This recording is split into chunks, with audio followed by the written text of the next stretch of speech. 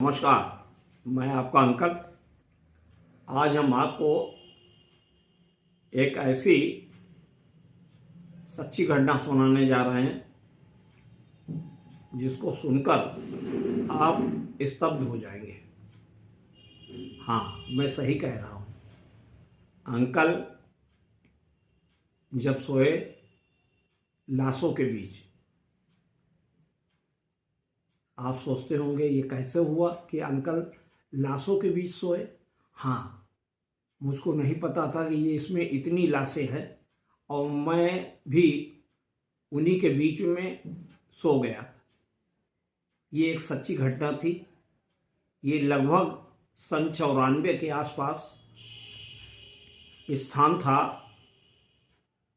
बाबा अमरनाथ की यात्रा, जो कि हमारी फेसबुक पर पड़ी थी कि अमरनाथ यात्रा की करुण कहानी।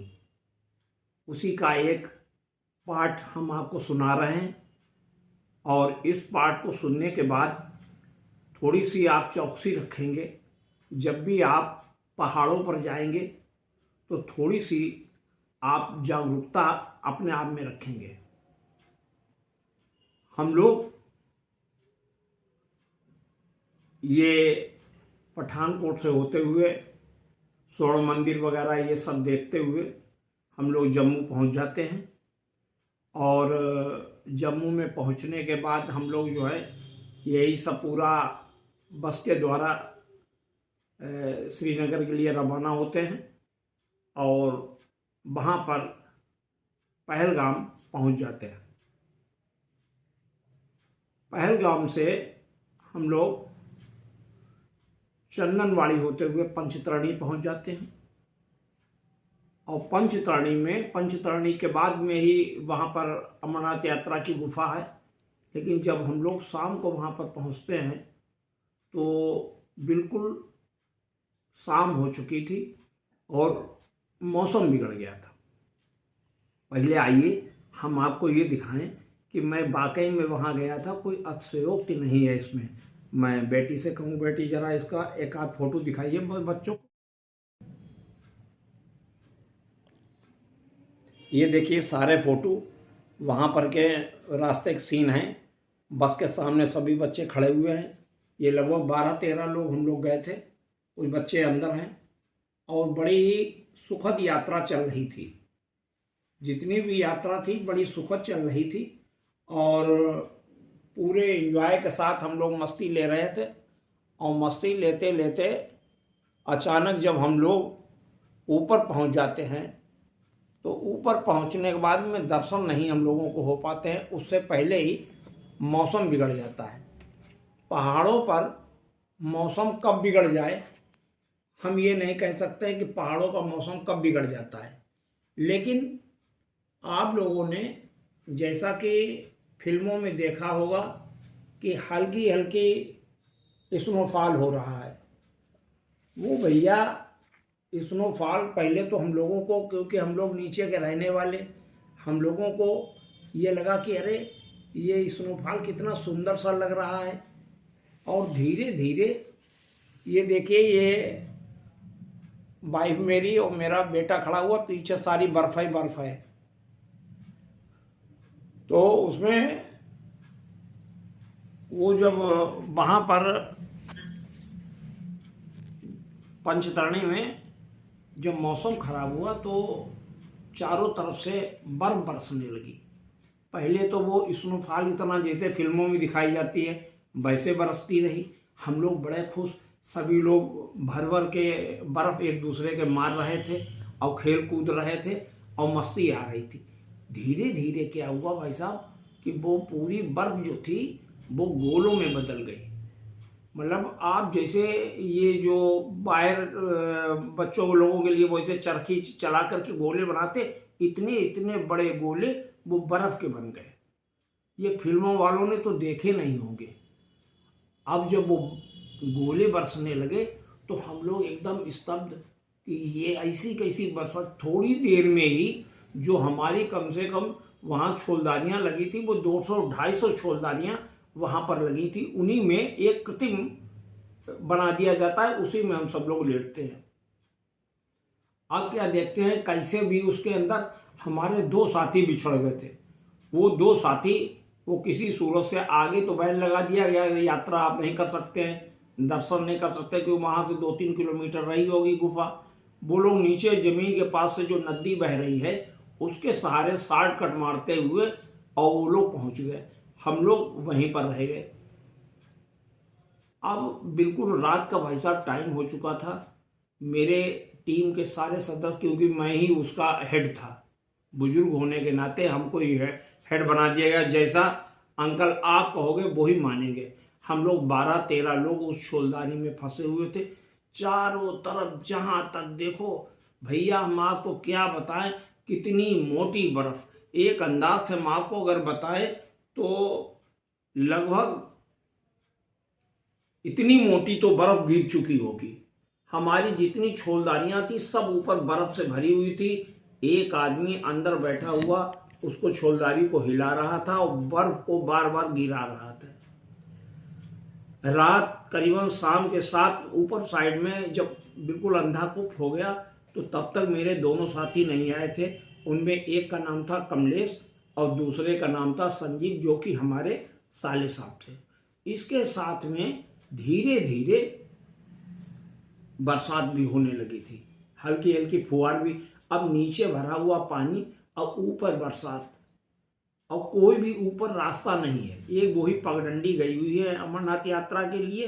अब वहाँ से अब हम लोग बड़े व्याकुल कि और अंधेरा हो चुका था कि मेरे दोनों कैंडिडेट कहाँ हैं। अब हम लोग बहुत परेशान, क्योंकि एक तो मेरा सगा साला था, दूसरा मेरा मित्र था। खैर थोड़ी देर के बाद में हम लोग कान लगाए हुए बिल्कुल ऐसे, क्योंकि बाहर बरसात चल रही थी और अंदर ठंड बहुत ज़्यादा थी। हम बाहर अपने बिल्कुल शोलदारी के लगे हुए ऐसे बैठे हुए इंतजार कर रहे थे। इसी बीच में वो उन बच्चों को ये मालूम था कि छोलदारी के आखिरी कोने के ऊपर हमारी छोलदारी है, क्योंकि छोलदारियाँ सब सफ़ेद हो चुकी थी। उनमें नंबर पड़े होते हैं, 1 2 3 4 5 6 ऐसे पड़े होते हैं। तो इनको ये मालूम था कि मेरी शुरुआत में ही छोलदारी है। ये दोनों बच्चे आपस में लिपटे हुए के आशय हम आपको इसलिए बता रहे, ये दोनों ऊपर बर्फ से सने हुए थे। बर्फ से सने हुए थे, क्योंकि 3 किलोमीटर ये गए और 3 किलोमीटर आए और बर्फ अंधाधुंध बर्फ थी। उस बर्फ में ये आपस में चिपटे हुए, ये दोनों लोग चिल्लाते हुए, इनको ये याद रहा कि यहीं कहीं मेरी छोलदारी है। तो मेरे साले चिल्ला रहे थे कि हाय जीजा बचा लो। मुझको कह रहे थे, जीजा है वो मेरा साला था, कि हाय जीजा मुझे बचा लो। और जो मेरा भतीजा था पड़ोस का, और वो कह रहा था हाय दादा हमें बचा ही लो। तो अब हमने उसकी आवाज़ को तुरंत पहचाना। हमने उसको झांक के देखा कि उसमें अरे ये तो दोनों अपने हैं। हमने फौरन उनको बुला लिया और बुला करके अंदर ले आए। अंदर हमारे पास में हम लोगों ने उन्हें चिपटा लिया कि चलो ये कम से कम है। स्थितियाँ बहुत विषम हो चुकी थी। ऊपर घोड़े दम तोड़ रहे थे, ऑक्सीजन की शॉर्टेज हो चुकी थी। किसी सूरत से हम लोगों ने एक पेट्रोमैक्स वहाँ पर ले ली थी, और पेट्रोमैक्स उस ज़माने में बहुत महंगी हम लोगों ने वो पेट्रोमैक्स ली थी, वो पुराने ज़माने वाली ऐसे पंप से चला करके। हम लोगों ने भाई साहब कि जितने लोग अब छोलदारी में थे सब में घबराहट थी, सभी लोग डर रहे थे कि हाय भगवान ये बच्चों के संग क्या हो गया। हम लोगों ने फौरन हमने क्या किया कि सारे उनके बदन के कपड़े जो हैं उतरवा दिए। पड़ोस में कुछ बम्बई वाले भी लोग थे, उन्होंने अपने पास से थोड़ी सी दारू उनको पिलाई। और हम लोगों ने, क्योंकि मुझको मेडिकल की जानकारी थी, मेरा मेडिकल स्टोर है, तो मैंने उनको मेडिकल की कुछ दवाइयाँ मैंने उनको बहुत ही ज़्यादा मात्रा में उनको हमने वो खिलाई, तो ताकि इनकी सर्दी दूर हो। इसके साथ में एक एक लड़के के साथ में दो दो लड़के इधर से और 2 लड़के दूसरे के ऊपर दोनों चिपटा लिया, ताकि शारीरिक गर्मी दी जाए। जितने कंबल थे सब उनको उड़ा दिए गए, लेकिन वो बच्चे बिल्कुल अकड़ की स्थिति में थे, उनके हाथ पैर सब अकड़ चुके थे। मैंने उनको तुरंत, फिर मेरे दिमाग में आया कि पेट्रोमैक्स जल रही है। मैंने उनको तुरंत उठाया और ज़बरदस्ती कड़कड़ाते हुए पीछे से धोख लगाते हुए उनके शरीर को आगे कर दिया और पेट्रोमैक्स के ऊपर जैसे हाथ रखे उनका खून जो है वो दौड़ने लगा। उस पेट्रोमैक्स ने उन दोनों की जान बचा ली। ये तो उस दिन की बात थी।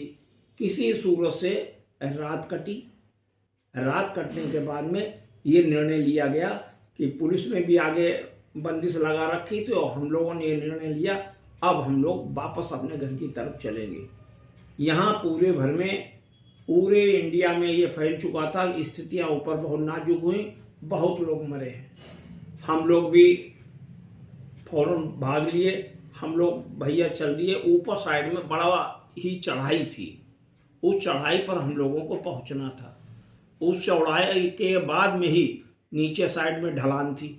इस चढ़ाई के बीच में ही सैकड़ों आदमी मरा, क्योंकि ऑक्सीजन पूरी तरीके से धीरे बहुत थोड़ी सी रह गई थी। हम चलते हुए चल रहे थे, लेकिन मेरी स्थिति बहुत नाजुक थी और हम आपको क्या बताएं, उसमें हम आपको एक आध पोज अपने दिखाएंगे, आप देख सकते हैं। जरा देख लीजिए। ये उसी वक्त का फोटो है जब हम जो है, ये मेरा एक मुँह बोला भतीजा, ये हमको लेकर के चल रहा है उस ऊंचाई की तरफ। जवान लड़के और बूढ़े लोग बराबर निरंतर मर रहे हैं और अब कोई नहीं रह गया, सिर्फ ये भतीजा हमको लेके चल रहा है और एक तरफ मेरे साले मेरा हाथ पकड़े हुए चल रहे हैं। हम कह रहे हैं कि हम चल नहीं पाएंगे, हमें मेरी सांस फूल रही है, मैं चलने की स्थिति में नहीं था। चारों तरफ बर्फ बर्फ बर्फ। हम एक जगह पर खड़े हो गए। मैंने कहा भैया हमको प्यास बहुत तेज लगी है। उन्होंने वहीं से बर्फ उठाई, मेरे ओंठों पर लगा दी कि यही चाट लो, यहाँ पानी नहीं है। नीचे झांक के देखा, हम जिसके ऊपर खड़े हैं वो लाश थी, खाली उसके जूते नजर आ रहे हैं। खैर किसी सूरत से दोनों बच्चे हमको खींचते हुए उस ऊंचाई के ऊपर ले गए। एक भाई और बहन दोनों लोग पड़ोस बैठे हुए लंबी लंबी सांसें ले रहे थे और वो बेचारे दम तोड़ रहे थे। सुबह जब हमने उन्हें देखा, दोनों लोगों को कोई ले जा नहीं पाया, भारी बदन के थे और दोनों लोगों ने दम तोड़ दिया। मैं किसी सूरत से पहुंचते हुए ऊपर साइड में घोड़ों के लिए एक बहुत पत्थर का बड़ा कमरा बना हुआ था। मैंने हाथ जोड़े, हमने कहा क्या मैं इसमें बैठ सकता हूँ? तो उसमें से एक सज्जन बोला हाँ हाँ क्यों नहीं बैठ सकते हो। उसी में हमारा ये जो भतीजा है ये भी साथ में था और कमलेश भी थे। हम लोग 2-3 लोग उसमें घुस गए। घुसने के बाद में क्योंकि मुझे दवा की जानकारी थी, मैंने कुछ दवाई ले ली और पानी ले लिया वहीं बहते हुए झरना से। और मैंने रात को जो मैं बाथरूम करने उठा तो भाई साहब मैंने देखा वो रात के 1 बजे 2 बजे के आसपास वो सफ़ेद बर्फ बिल्कुल चांदी सी चमक रही थी। इतनी तेज जहां तक देखो सिर्फ बर्फ बर्फ बर्फ। मैं सुबह उठा, रात को उसके अंदर बहुत से लोग पड़े सो रहे थे, मैं भी उसमें सो गया। उन्हीं लोगों के बीच में उठा। मैंने सुबह पड़ोसी को जगाया, हम कहा भैया सुबह 5 बजे जल्दी ही यहाँ से निकलो, यहाँ मौत बरस रही। मैंने उसको ऐसे किया, वो लुढ़क गया। इधर वाले को किया भैया जल्दी चलो भाग चलो, वो भी लुढ़क गया। तो लोग बोले अरे कहाँ चक्कर में पड़े हो, जिन्हें तुम जगा रहे हो ये जगा नहीं रहे, ये सब मुर्दे पड़े हुए हैं, इनको आर्मी ने खींच खींच के इसके अंदर डाला है, तुम लोग जल्दी भागो। आइए वही पोज हम आपको दिखाते हैं। बिटिया मैं बैठा हूँ, ये मैं बैठा हूँ और ये मेरे इस कमरे में पूरे में चंद लोगों को छोड़कर शेष लाशें ही लाशें जो कि आर्मी द्वारा डाली गई थी और उन्हीं में मैं लाशों के बीच में सो रहा हूँ। मैं आपको ये दिखा रहा हूँ, ये एक सच्ची घटना थी, एक ये त्रासदी थी। और मेरा आपसे निवेदन है, हमारे बड़े सुंदर पहाड़ हैं, हमारा देश बहुत सुंदर है, ये घबराने की बात नहीं, लेकिन जब भी जाएं पहाड़ों पर और मौसम को देख कर ही जाएं और तुरंत ज़्यादा देर पहाड़ों पर रुकने की कोशिश न करें, क्योंकि पहाड़ों पर कोई भी लिंटरदार कमरा वगैरह वहाँ नहीं मौजूद है, ना कोई पेड़ है ना कुछ है, सिर्फ वहाँ चलना ही चलना है। आप जरूर जाएं, घबराएं नहीं, जरूर जाएं, लेकिन सुरक्षा के साथ। सारे वस्त्रों के साथ जाएं, क्योंकि हम आप देखिए कि हम कितनी लापरवाही से, मैं एक सिर्फ मोमिया ओढ़े हूँ, ये मोमिया से वहाँ पर्वतों पर काम नहीं चलता है। पर्वतों पर मोटे मोटे रेनकोट होते हैं, वो होते हैं, और हम देखिए क्या ओढ़े हुए हैं। आइए, मैंने आपको बताया कि अंकल लाशों के बीच में कैसे सोए, एक सच्ची घटना मैंने आपको बताई। उम्मीद है आप लोगों को अच्छी लगी होगी। अगर कोई गलती हो क्षमा कीजिएगा, लेकिन सच्ची घटना थी, मैंने कहा अपने साथ आपको भी शेयर करूं, और जैसा हो बताइएगा। मेरे पास में आपके अंकल पास अपने जीवन की ऐसी कई घटनाएं हैं, मैं आपको सुनाना चाहता हूँ। उम्र बढ़ रही है, लेकिन आपको सुनाना भी चाहता हूँ। जाते जाते कुछ चीज़ें आपको सुनाता भी जाऊँ, क्योंकि अब तबीयत भी खराब रहने लगी है। हार्ट की अभी आपको पूरे सबको मालूम ही है, हार्ट में भी 3 स्टेंट पड़े हुए हैं। तो ये कहानी आपको कैसे लगी कमेंट द्वारा बताइएगा। नमस्कार।